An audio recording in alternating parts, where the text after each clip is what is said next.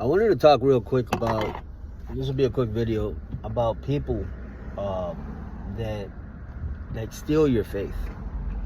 You see, Jesus Christ, when he was going to perform miracles in his own hometown, they didn't honor him. They didn't have the belief system that he could do such things because they were familiar with him. And as a result, Jesus said in the Bible that he didn't do many miracles there because of their unbelief. But it went even further. It said he could not do any miracles because of their unbelief. Meaning, our belief, our faith draws God to do certain things for us. It equips God to be able to naturally perform in his own delight for our lives when we have the ingredients of faith. Okay? He called us the salt. It's almost like seasoning. So we season our words with faith, right? So it's not just words, it's seasoned with, I believe you will do this. I believe. So then that's the recipe for God to move, right? And sometimes it happens right then and there, and sometimes it happens a little bit later, but you don't let go. Abraham didn't let go of the promise. You know, he was given a promise, super mighty and powerful and magnificent in size. And he says, as numerous as the stars and the grains of the sand on the seashore, so will be your descendants. He didn't even have a son at that time. He didn't even have one child. And he was told that he was going to have so many that you couldn't even count them up if you tried. And so Abraham believed him at his word, and it was counted to Abraham as, his faith was counted to him as righteousness, because he believed God. So the opposite is true. When you don't believe God, if hearing God and believing him is counted as righteousness, then flip that and see what not believing God is. It's an unbelieving heart. It's wicked in God's sight. And so when Jesus was going to perform a miracle, he chose people that were built up in their faith. You know, Peter, John, James, come with me.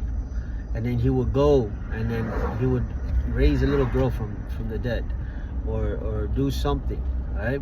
Even when he went up to the mountaintop, he asked, Peter was one of them. I think John and James was the other two, but I'm not sure. But he would always choose 2 or 3 people to go with him on certain voyages and experiences that not everybody was included in on. And it makes you wonder, why wasn't everybody called, and why just a few? It's because of what I'm talking about, faith. Certain people believed. Peter was asked Jesus, is that you, Lord? And while he was walking on water, and everybody was just like freaking out.